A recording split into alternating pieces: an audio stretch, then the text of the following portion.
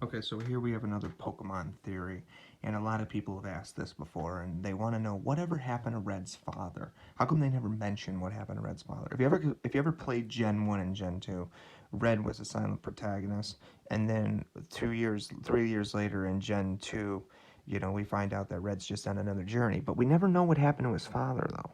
They never mention it. Well, obviously he had a father, so but what happened though? Well, according to Gen 1's prototype data, he actually was one of Professor Oak's aides, and he was actually in the laboratory. Like, as soon as you start Palatone, it was right there.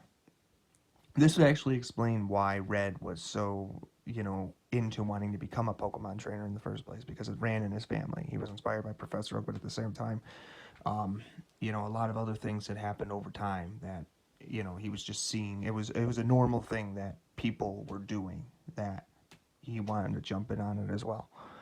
So what happened was they must have ran out of cartridge limitations, and they just reused the idea that he was just one of Professor Oak's aides. Now, in the like an assistant rather. So as time went on, I do believe that Red's father was still technically just on a journey, but like in the final versions at least, I do believe he still was a researcher of some kind at some point, because that would explain why Red still was enthusiastical about wanting to see the world for what it was in its own way, which is actually pretty cool if you think about it.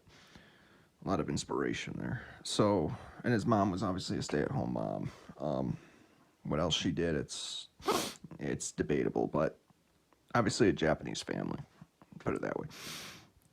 But so let's see what else. Okay, so Professor Oak was obviously more than a trainer to every. It seems like everybody was, because Pokemon's just that universal. So even if they don't mention it, you could probably find a way it makes sense. He's got to be somewhere in the Pokemon.